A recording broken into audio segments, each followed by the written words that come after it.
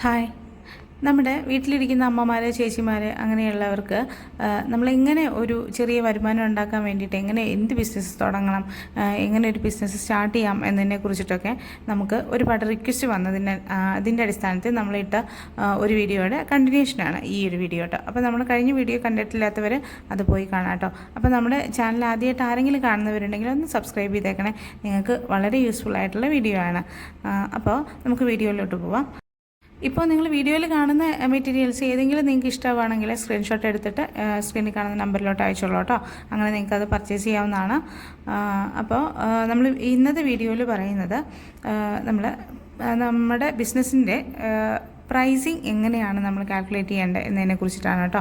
അപ്പോൾ നമ്മൾ കഴിഞ്ഞ തവണ പറഞ്ഞിരുന്നു നമ്മൾ എങ്ങനെ മെറ്റീരിയൽ പർച്ചേസ് ചെയ്യണം, എന്തൊക്കെ നോക്കി നമ്മൾ പർച്ചേസ് ചെയ്യണം എന്നതിനെ കുറിച്ചിട്ടെല്ലാം പറഞ്ഞിട്ടുണ്ടായിരുന്നു. അപ്പോൾ ഇത്തവണ നമ്മൾ പ്രൈസിങ്ങിനെ കുറിച്ച് പറയാം.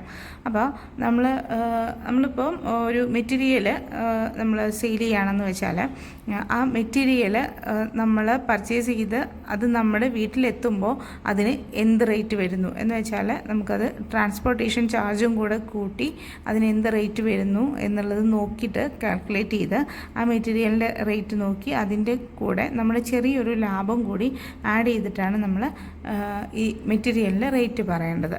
അപ്പോൾ എന്ന് വെച്ചാൽ ഓവറായിട്ട് നമ്മൾ വലിയൊരു ലാഭം എടുത്തിട്ടല്ല നമ്മൾ നെഗറ്റീവ് മെറ്റീരിയൽ ബിസിനസ് ഒന്നും ചെയ്യുന്നത് കേട്ടോ. അപ്പം ചെറിയൊരു ലാഭം ഇട്ടിട്ട് മാത്രമാണ് നമുക്കത് ചെയ്യാൻ പറ്റുള്ളൂ. അപ്പോൾ ബൾക്കായിട്ട് മെറ്റീരിയൽ പോകുമ്പോൾ മാത്രമാണ് നമുക്കതിലൊരു ലാഭം എന്നത് നമ്മൾ പ്രതീക്ഷിക്കാവുള്ളൂ. പിന്നെ നമ്മൾ മെറ്റീരിയലായിട്ടല്ല നമ്മൾ കസ്റ്റമർക്ക് എത്തിക്കുന്നത്, സ്റ്റിച്ച് ചെയ്തതിന് ശേഷമാണ് എങ്കിൽ നമ്മുടെ സ്റ്റിച്ചിങ് ചാർജും കൂടെ അതിലൂടെ ആഡ് ചെയ്ത് ചെറിയൊരു ലാഭം കൂടെ ആഡ് ചെയ്യുക. വലിയതായിട്ട് നമ്മൾ പ്രൈസ് കൂട്ടിയിട്ട് കൊടുക്കരുത്. അപ്പോൾ ചെറിയൊരു ലാഭം കൂടി ആഡ് ചെയ്തിട്ട് കൊടുക്കുക.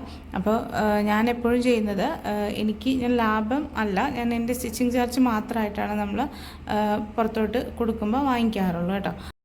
പിന്നെ ഒരുപാട് റേറ്റ് കുറച്ചും നമ്മൾ കൊടുക്കാതിരിക്കുക. ഒരുപാട് റേറ്റ് കുറയ്ക്കുന്ന സമയത്ത് അത് നമ്മുടെ ബ്രാൻഡ് നെയിം കളയും.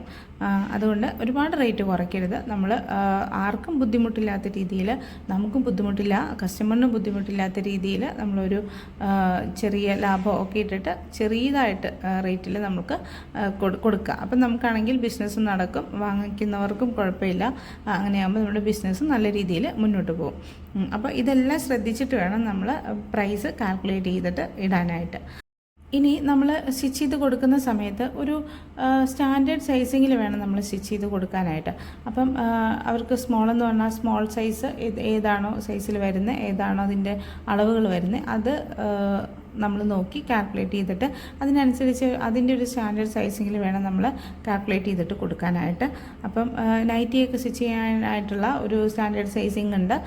അപ്പോൾ അതെല്ലാം നിങ്ങൾക്കത് വേണമെന്നുണ്ടെങ്കിൽ നമ്മുടെ അടുത്ത് മെസ്സേജ് അയച്ചാൽ മതി, നമ്മൾ അതിനനുസരിച്ചിട്ടൊരു വീഡിയോ ചെയ്യാം കേട്ടോ. അപ്പം പിന്നെ നമ്മൾ സ്റ്റിച്ച് ചെയ്യുമ്പോൾ നല്ല നീറ്റായിട്ട് സ്റ്റിച്ച് ചെയ്ത് കൊടുക്കുക. നമ്മൾ കസ്റ്റമർക്ക് എത്തിക്കുന്ന സമയത്ത് വളരെ പെർഫെക്റ്റായിട്ട് വേണം നമ്മുടെ മെറ്റീരിയൽ കസ്റ്റമറിൽ എത്താനായിട്ട്. അപ്പോൾ നമ്മുടെ സ്റ്റിച്ചിങ്ങും കൂടെ നീറ്റായി കഴിഞ്ഞാൽ, നല്ല ഫിനിഷിങ്ങിൽ നമ്മൾ സ്റ്റിച്ച് ചെയ്ത് കൊടുത്തു കഴിഞ്ഞാൽ അതിൻ്റെ ഒരു മാർക്കറ്റിംഗ് എന്ന് പറയുന്നത് നമ്മുടെ കസ്റ്റമർ മറ്റുള്ളവരിലോട്ട് നമ്മുടെ മെറ്റീരിയൽ എത്തിക്കുന്നത് നമ്മുടെ ഈ ഒരു നീറ്റ്നെസ്സും എല്ലാം കണ്ടു കഴിഞ്ഞാണ് നമ്മുടെ കസ്റ്റമർ മറ്റുള്ളവരുടെ അടുത്ത് ഇതിനെക്കുറിച്ച് പറയുന്നത്. അപ്പോൾ അത് നമ്മുടെ ഒരു മാർക്കറ്റിങ്ങിൻ്റെ ഭാഗമാണ്. അപ്പോൾ അതും കൂടെ നമ്മൾ ശ്രദ്ധിക്കുക. എപ്പോഴും നമ്മൾ ഒരു കസ്റ്റമറിന് കൊടുക്കുകയാണെങ്കിലും വളരെ നീറ്റായിട്ട് നമ്മൾ ചെയ്ത് കൊടുക്കാൻ ശ്രദ്ധിക്കുക. നല്ല ഫിനിഷിങ്ങോട് കൂടി തന്നെ ചെയ്യാൻ തന്നെ ശ്രദ്ധിക്കുക കേട്ടോ.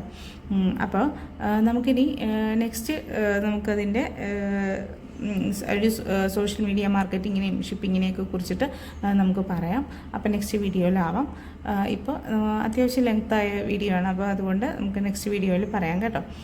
പിന്നെ നമ്മുടെ പുതിയ മെറ്റീരിയൽസ് വരുമ്പോൾ നമ്മൾ അപ്ഡേറ്റ് ചെയ്യുന്നതായിരിക്കും. അപ്പോൾ നമ്മുടെ ചാനലൊന്ന് സബ്സ്ക്രൈബ് ചെയ്ത് വെച്ചോളൂ കേട്ടോ. പിന്നെ നമ്മുടെ ഈ മെറ്റീരിയൽസ് ഏതെങ്കിലും പർച്ചേസ് ചെയ്യണമെന്നുണ്ടെങ്കിൽ നിങ്ങൾ സ്ക്രീൻഷോട്ട് എടുത്ത് അയച്ചോളൂ. നിങ്ങൾക്ക് നമ്മുടെ വീഡിയോ ഇഷ്ടമായിട്ടുണ്ടെങ്കിൽ ഒന്ന് ലൈക്ക് ചെയ്തോളൂ. നിങ്ങളുടെ അഭിപ്രായം എന്തെങ്കിലും ഉണ്ടെങ്കിൽ അത് കമൻ്റായിട്ട് അറിയിച്ചോളൂ കേട്ടോ. അപ്പോൾ ഓക്കെ, താങ്ക് യു.